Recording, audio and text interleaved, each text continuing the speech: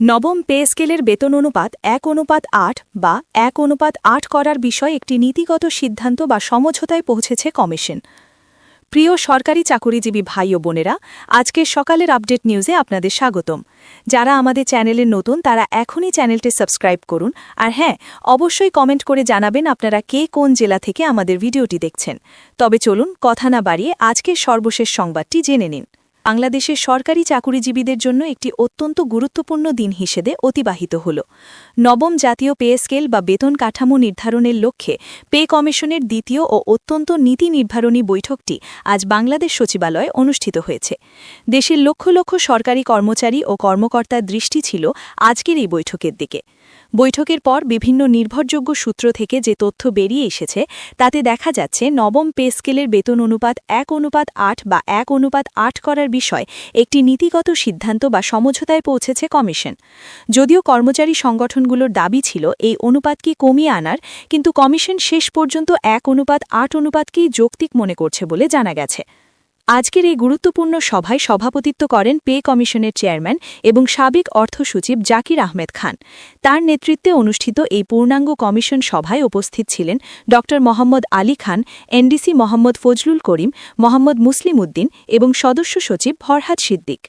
এছাড়াও কমিশনের অন্যান্য খণ্ডকালীন সদস্যরাও এই বৈঠকে উপস্থিত থেকে তাদের মতামত প্রদান করেন। নাম প্রকাশ না করার শর্তে বৈঠকে উপস্থিত একজন সদস্য গণমাধ্যমকে নিশ্চিত করেছেন যে বেতন অনুপাত নিয়ে দীর্ঘ আলোচনার পর 1:8 অনুপাতটিকেই প্রাথমিকভাবে চূড়ান্ত করা হয়েছে। এই অনুপাত নির্ধারণের বিষয়টি পে স্কেলের কাঠামোর ভিত্তি হিসেবে কাজ করে, তাই এটিকে অত্যন্ত গুরুত্বের সাথে দেখা হচ্ছে। এখন সাধারণ সরকারি কর্মচারীদের মনে প্রশ্ন জাগতে পারে যে এই 1:8 বিষয়টি আসলে কি।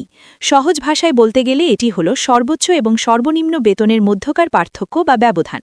নবম জাতীয় বেতন কমিশনের মতামতে একটি প্রশ্ন ছিল যে প্রস্তাবিত পে স্কেলের সর্বনিম্ন ও সর্বোচ্চ মূল বেতনের অনুপাত কি হওয়া উচিত। সেখানে 1:8, 1:10 এবং 1:12 মতো অপশন ছিল। আজকের বৈঠকে 1:8 ঠিক করার অর্থ হল যদি 20তম গ্রেডের একজন কর্মচারী মূল বেতন 1 টাকা হয়, তবে সর্বোচ্চ গ্রেডের একজন কর্মকর্তার মূল বেতন হবে 8 টাকা। আরেকটু পরিষ্কারভাবে উদাহরণ দিয়ে বললে, যদি সর্বনিম্ন বেতন 100 টাকা ধরা হয়, তবে সর্বোচ্চ বেতন হবে 800 টাকা, অর্থাৎ সর্বোচ্চ কর্মকর্তার বেতন সর্বনিম্ন কর্মচারীর বেতনের 8 গুণ হবে। দীর্ঘদিন ধরে সরকারি কর্মচারীদের বিভিন্ন সংগঠন, বিশেষ করে তৃতীয় ও চতুর্থ শ্রেণীর কর্মচারী সংগঠনগুলো দাবি জানিয়ে আসছিল যে বেতন বৈষম্য কমানোর লক্ষ্যে এই অনুপাত 1:4 বা 1:5 করা হোক। তাদের দাবি অনুযায়ী যদি 1:5 অনুপাতে বেতন কাঠামো নির্ধারিত হতো, তবে সর্বনিম্ন বেতন 35,000 টাকা হলে সর্বোচ্চ বেতন হতো 1,40,000 টাকা।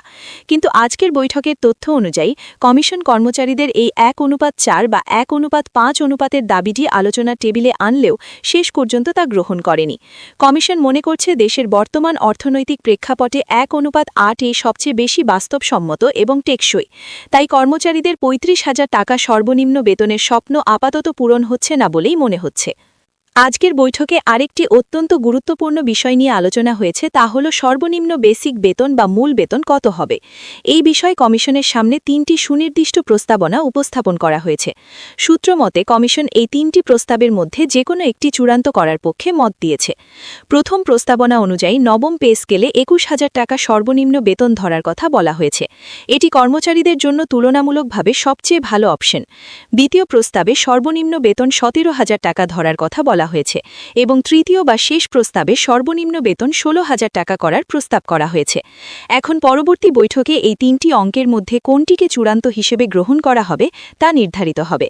বিশ্লেষকরা বলছেন যদি সর্বনিম্ন বেতন 21,000 টাকা নির্ধারণ করা হয়, তবে 1:8 অনুযায়ী সর্বোচ্চ বেতন হবে 1,68,000 টাকা, আর যদি 17,000 টাকা ধরা হয় তবে সর্বোচ্চ বেতন হবে 1,36,000 টাকা, আর 16,000 টাকা ধরা হলে তা হবে 1,28,000 টাকা। কমিশন এখন বাজেট বরাদ্দ ও রাজস্ব আয়ের সাথে সামঞ্জস্য রেখে এই 3টি অপশনের একটি বেছে নেবে। তবে কর্মচারী মহলে 21,000 টাকার প্রস্তাবটি নিয়ে কিছুটা আগ্রহ দেখা যাচ্ছে, কারণ বর্তমান বাজার দরে 16 বা 17,000 টাকা মূল বেতন দিয়ে সংসার চালানো অত্যন্ত কঠিন। আজকের বৈঠকে গ্রেড সংখ্যা নিয়েও আলোচনা হয়েছে, তবে তা এখনও পুরোপুরি ধোঁয়াশার মধ্যে রয়েছে। কেউ কেউ বলছেন বিদ্যমান 20টি গ্রেডই বহাল থাকতে পারে, আবার কমিশনের একটি অংশ 16টি গ্রেড করার পক্ষে মত দিয়েছে। এমনকি 14টি গ্রেড করার প্রস্তাবও আলোচনায় ছিল। তবে যেহেতু 1:8 অনুপাত নির্ধারণ করা হয়েছে, তাই ধারণা করা হচ্ছে গ্রেড সংখ্যা খুব বেশি কমানো নাও হতে পারে। কারণ গ্রেড কমালে বেতন স্কেলের ধাপগুলো সংকুচিত হয়ে যায়, সেক্ষেত্রে 1:8 অনুপাত বজায় রাখা কঠিন হতে পারে। তবে এ বিষয়ে চূড়ান্ত সিদ্ধান্ত আগামী বৈঠকেই জানা যাবে। পে কমিশনের আজকের বৈঠকের পর এটি স্পষ্ট যে কমিশন তাদের কাজের শেষ পর্যায়ে চলে এসেছে। জানা গেছে সামনে আর একটি মাত্র বৈঠক অনুষ্ঠিত হবে। সেই বৈঠকেই 21,000, 17,000 নাকি 16,000 টাকা সর্বনিম্ন বেতন হবে তা একদম ফিক্সড বা চূড়ান্ত করা হবে। এরপরই পূর্ণাঙ্গ রিপোর্ট তৈরি করে তা অর্থ উপদেষ্টা এবং প্রধান উপদেষ্টার কাছে হস্তান্তর করা হবে। সরকার তখন এই রিপোর্টের উপর ভিত্তি করে প্রয়োজনে কিছু সংযোজন বিয়োজন করে চূড়ান্ত গ্যাজেট প্রকাশ করবে। তবে আজকের বৈঠকের নির্যাস হল কমিশন 1:8 দিকেই হাঁটছে এবং সর্বনিম্ন বেতন 21,000 টাকার নিচে নামানোর একটি প্রবণতাও লক্ষ্য করা যাচ্ছে, যা কর্মচারীদের 35,000 টাকার দাবির চেয়ে অনেক কম। সব মিলিয়ে আজকের 10 জানুয়ারি 2026-এর বৈঠকটি পে স্কেল নির্ধারণের ক্ষেত্রে একটি টার্নিং পয়েন্ট ছিল। বেতন অনুপাত 1:8 চূড়ান্ত হবার খবরটি মিশ্র প্রতিক্রিয়া সৃষ্টি করতে পারে। বিশেষ করে যারা বৈষম্য কমানোর জন্য 1:4 বা 1:5-এর দাবি করেছিলেন, তারা হয়তো কিছুটা হতাশ হবেন। তবে সর্বনিম্ন বেতন যদি 21,000 টাকাও হয়, তবুও এটি বর্তমানের 8,250 টাকার দ্বিগুণেরও বেশি, যা একটি বড় পরিবর্তন। এখন সবার দৃষ্টি পরবর্তী এবং শেষ বৈঠকের দিকে, যেখানে টাকার অঙ্কটি চূড়ান্তভাবে সিল গলা করা হবে। সরকারি কর্মচারীরা এখন অধীর আগ্রহে অপেক্ষা করছেন তাদের ভাগ্যের শেষ পর্যন্ত কি জোটে তা দেখার জন্য। আপনারা কে কোন প্রস্তাবটি সমর্থন করেন বা আপনাদের প্রত্যাশা কি, তা অবশ্যই আলোচনার দাবি রাখে। তবে কমিশন এবং সরকার দেশের সক্ষমতা ও কর্মচারীদের চাহিদার মধ্যে একটি ভারসাম্য করার চেষ্টা করছে বলেই আজকের বৈঠক সূত্রে আভাস পাওয়া গেছে। ভিডিওটি খুবই জরুরি, তাই দয়া করে সবার সাথে ভিডিওটি শেয়ার করতে ভুলবেন না। আর নতুন ভিডিও আপডেট পেতে এখনই চ্যানেলটি সাবস্ক্রাইব করুন।